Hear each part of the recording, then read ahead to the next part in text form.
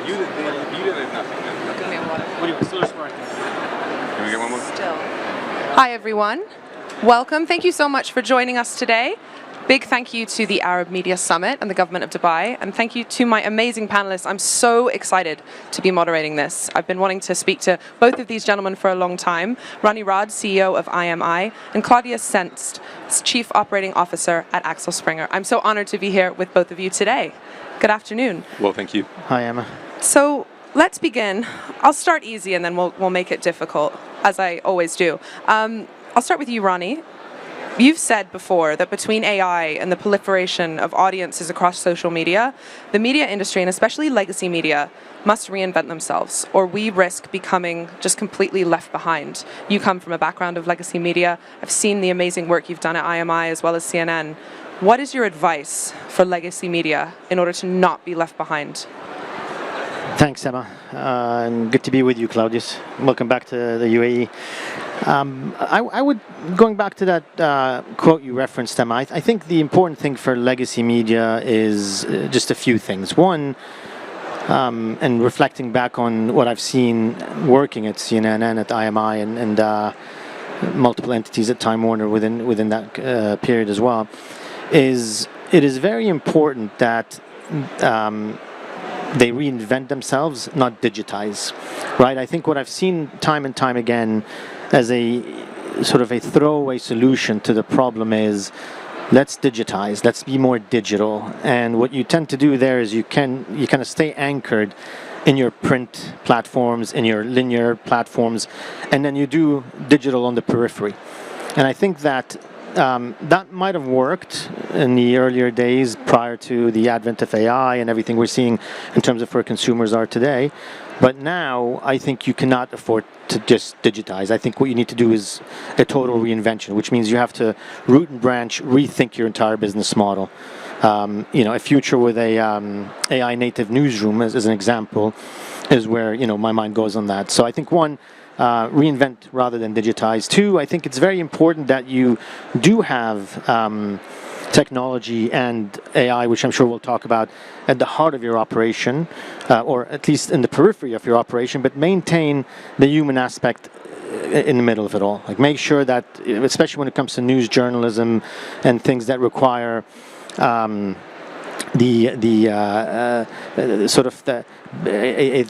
important, I would say, test on what's real and what's not. You need to have people in the middle of all that, making sure that what you're putting out there is authentic and credible. Three, I would say that you need to revisit business models. I think that advertising is a dated approach to how you monetize media. I think you need to think about everything from subscription to product placement to events, and ultimately, I think that if you have those things on your radar as a media company, as a legacy media company, you may stand a chance. But it's a very tough environment, and I think that more change is upon us. It's really interesting you mentioned authenticity, and I want to come back to you on that, and I'll come to you, Claudius, because we talked a bit before about some of the portfolio that you've overseen, the expansion in the US, Politico, some really, really interesting brands, Business Insider, all of that as a part of a strategy to sort of digitize your US offering, but we talked about remaining authentic as well. How do you have these people on these platforms remaining authentic while not seeming like they're just trying to take advantage of a trend? Instagram, we see all these news companies making stories and kind of being on TikTok, but they're older journalists, they're not authentic. How do you really remain authentic in this kind of environment? Yeah, first of all, it's great to be back in the region. It's always fascinating to see the speed of change, basically, and I think that's a motivational force also to us in other parts of the world. And with regard to your question, I think even more important than authenticity is trust, right? And everything comes down to trust. What Ronnie just said, like, we can have the perfect business model, but if people do not trust us, if our readers do not trust us, it's nothing. And therefore the balance between brand and individual journalists becomes more important than ever. I think media publishers need to provide value to the journalist so that they can do their work, but the individual face of a trusted like individual becomes more important than ever. And I think that's exactly what we're doing. We see that, for example, with Paul Ronsheimer in Germany. He's one of our most well-known journalists there. And he's now becoming active across the portfolio. We call that global reporters, where our most visible faces become present across our overall portfolio, because that is what our readers associate with us, individuals who they can trust. How do you build up those personalities? I'll come to you first, Ronnie. How do you build up somebody that can really be trusted and you can really push them out and make sure that they are not only themselves but the brand?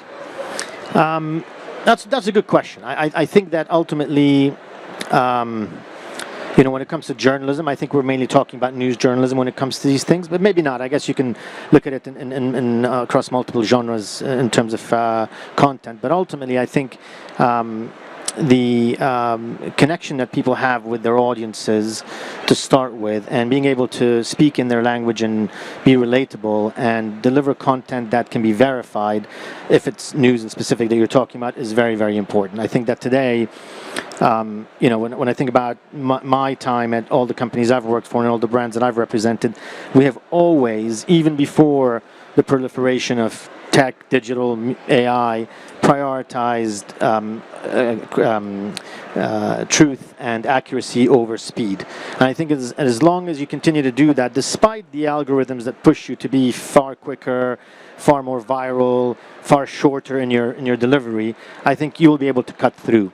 The other thing that one needs to think about, I think, is when I think about algorithms and to your question about trust, it is almost incumbent on the consumers. I mean, we drive the virality of content, like we do as consumers. If we see something and we rally towards it, we tend to make it more important, make it more clickable, make it more reachable, make it more engaging. And obviously, it has to be content that is relevant. But if we find a way to prioritize and drive the algorithm to respond to trust, as Clodious said, and authentic and credible content, even though it's stories that may not be popular in nature, that would be a very good outcome for all of us as consumers and as content creators. I think it's very easy to rally towards, a very clickbaity type story, but we just need to, as consumers, just be a little bit more discerning to drive content creators to give us things that matter rather than things that just create high reach and high viral results. Yeah, I think that's absolutely right what Ronnie just said, and I mean let's phrase it in a way that content is king, but culture is queen, right? And so the way you tell a story, the way you focus on a theme, that is what then is driving the engagement, and so I think all of this adds together to then in the end driving trust. And so it's not just about the content, but it's about the way you provide it and share it with your audience, and therefore the right sources are necessary to be put in front of the audience. Do you worry about confirmation bias? And Ronnie just said this, our kind of algorithms are pushing us to content that we agree with and want to see. How do we combat that? And maybe legacy media is the answer in that way, because it is factual, it is correct, it has standards. It's not just an influencer kind of talking about what they think. 100%. I think yesterday during the Arab news session, together with Google, someone said that that trust is not something you can build. Trust is the prerequisite. You can lose it quite quickly, but it's something you need in order to deliver some message which resonates. And so I think we need to be very careful to balance the urge for speed versus the proven facts.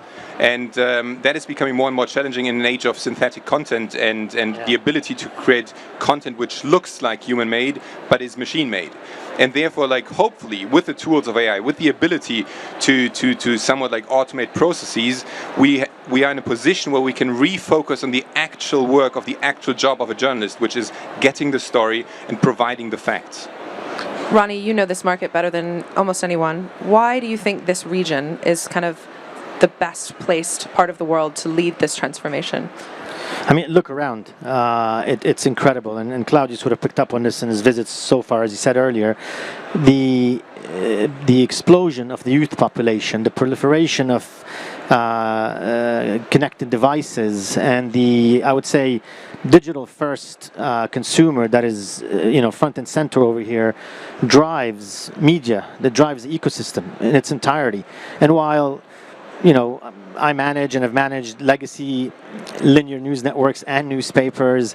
Those are, those are there for, I want to be mindful. I don't want to say that they're there for marketing purposes, but for all intents and purposes, you're missing the 35 and below consumer if you're still, expecting them to be watching you on the big screen or reading the newspaper. So I think as you think about, where consumers are going, and I think about this region and how it's made up in terms of a demographic breakdown, it's just exploding over here. And this is a great place to test new ideas, test new concepts, test new creatives, test new technologies. And I think the creator economy is really thriving, and I think you see it all around you.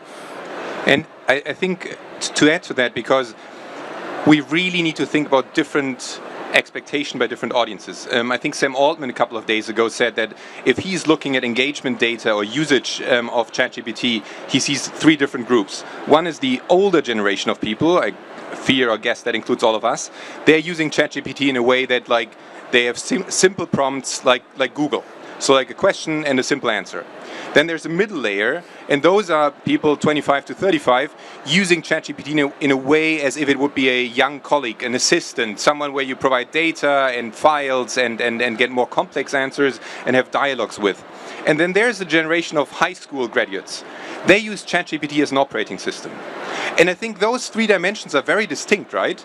And so for us as media businesses, we also need to think about what are the products we are serving for our audiences, and what are the needs we are providing and solving for our readers in those different age groups. And therefore, as you rightly say, we really need to figure out what are the products we need to deliver on those promises. Can I just add to that, Emma, real quick? Coming in here, I was reading an Axios Harris poll that just got put out today, which talks about AI and its use in media, and looking at the 3 buckets that Clodioss talked about. I think the one overarching thing I would say is true, and this poll confirms it. It said that 77% of people prefer that we get AI right than we get it fast. Everyone gets that it's happening. Everyone gets it's moving very, very quickly. But 77% of the people polled, and they're from multiple demographics, prefer that we get it right.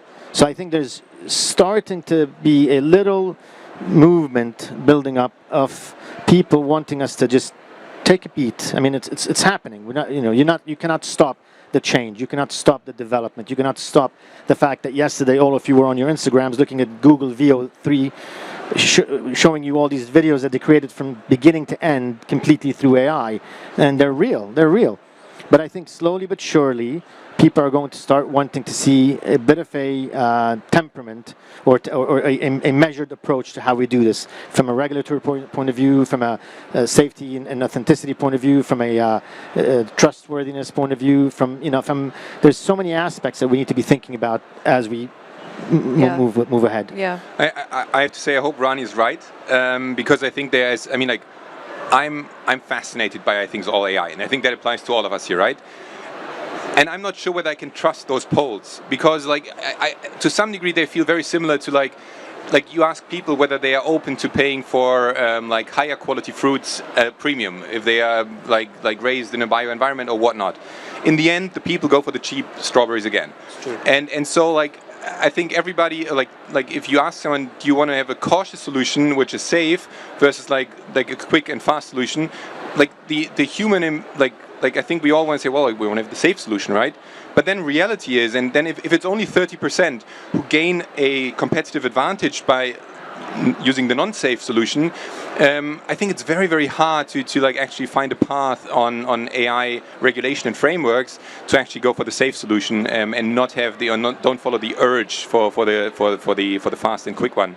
But it's a super important question. But it's going to change very soon. We just saw OpenAI buy I.O. This is the creator of the iPhone, and he's teaming up with Sam Altman to create basically an AI-enabled device. So our phones, as we know it, will completely change. How does that work with our industry? Because if you have a completely AI-enabled device, the iPhone could be completely irrelevant in 5 years. If you look at 10 years ago, the iPhone was 2008. It's changing so quickly. How do we develop and create news that is still relevant on these devices where all the information is at your fingertips anyway? I think the simple answer is what is the reason why people consume news? Because they want to be informed. We all want to be informed, right? We want to know what's happening. And as long as we provide information which serves that need, we in a second step then need to figure out what's the underlying business model. So the question is, can we or should we engage with OpenAI and the others to figure out like what is the value of the content versus like just providing them the content? Absolutely yes. Is that a messy one? Absolutely yes. And you struck a deal with OpenAI. Yes. Yeah. Because talk a little bit about that. So like I mean like we feel that the deal we were able to form, and apologies for like somewhat limiting the information I can share here in public, but that was a fair deal, and that it provides us with the ability to learn, to build products, and then also have like a fair structure of like getting something in exchange for them using our content to train their models and also showing up in the results. But it's a very first step. I mean, I think the question is way bigger. What does it mean if like the web as we know it is changing? Right now, lots of advertising deals are based on visits, on like ad impressions. But what is the future in which like ad impressions are not humanly created, but created by agents? If only a fraction of the traffic is created by humans, what does that mean for the value of an individual ad impression? And what is the model to then also like pay for the content created? And I mean, like I'm curious to see whether Sam Altman and it's not just ChatGPT, as we all know, it's Claude, it's Gemini, whether they are coming up with a solution to provide value to the origins of an information, because I wouldn't limit it to journalism, right? I think it's way broader. So there needs to be a tool and there needs to be a mechanism to provide value for the original source, basically. What that is going to be, I don't know. Maybe micropayments are coming back into play. Who knows? I want you to both look into your crystal balls and think about the news landscape in the next 10 years. What do you see, Ronnie? How does it look? Complicated. I go back to your question about John Ives and the ChatGPT, the OpenAI relationship. I mean, you know, it starts there in some ways. I think when you think about the future and you just consider some of the things that we're seeing today and how quickly they're developing, between the devices that you'll be consuming content on and the way content is created, I think it's just going to be absolutely transformational. With regards to news in specific, I think that you know what I like, and you know, as I think about the investment hat that I wear, what I like is creators as brands, creators as products. And I think that that's really something that we should keep an eye on, because ultimately they're creating micro communities, and I wouldn't even call them micro. I mean, they're macro communities given the size of the audiences that they're generating. You know, a Tucker Carlson or a Piers Morgan who's here tomorrow, or an Emma Graham, you know, from CNBC. I think ultimately, you know, people follow people these days. I think the days of a monolithic news brand are somewhat dated, and I think that if these big legacy news networks don't find a way to really embrace their talent, make them the stars, find a way to monetize them through the different commercial structures we talked about at the beginning, and make sure that they maintain authenticity, credibility, trust as part of the content they create, and are talking to consumers on the new devices as they're created, you know, those are the companies that will be those are the companies that will win the day. Well, I mean, like the widow of our founder, Axel Springer, Friede Springer, she said that the media business was messy 30 years ago, and I think she was right. And so I would assume that it's also going to be messy in 10 years from now. Though at the same time, it was an exciting business 30 years from now, and I'm convinced it's going to be an exciting one 10 years from today. At the same time, though, and I think like, I'm not sure whether it's an Arab saying, but like if you go fast, go alone. If you want to go wide, go together. In the same way, I think one can say that like if you want to go wide, go cross country. Like the reason why we invested in Politico, for example, over the last 10 years, why we built a portfolio in the United States, was that we feel that it makes sense to work across countries and across cultures. And in the same way, we need to continue to build bridges in order to be successful in 10 years from now today as well. Speaking of building bridges, I told you I wouldn't ask this, but I sort of have to. Everybody has to know. Can you explain a bit of the ownership structure for the Telegraph and the Redbird deal? Does Abu Dhabi still have any percentage of ownership over the Telegraph? I cannot possibly comment on a live deal, Emma. You know that. Excellent answer. But nice try. and a hard one for you. So you're in the Middle East, and you've been here before. You've been here with your CEO as well. What assets are you looking to buy? What's next on the shopping list? Well, first of all, I don't think it's about buying assets in the first place. It's about forming partnerships and developing respect for the businesses which exist here. And I have to say, as much as I'm fascinated by the individual businesses, I'm more fascinated by the ability to execute on projects here. And I think that is something which we need to take to other parts in the world. The ability to deliver on promises and make sure that change is actually happening. And it's always a great motivator to be here. And I very much appreciated the time to be here with you as well. Such a great panel. Thank you both for taking my Thanks, questions. Emma. And please enjoy the rest of the summit. Thank you all for watching. Thank you all.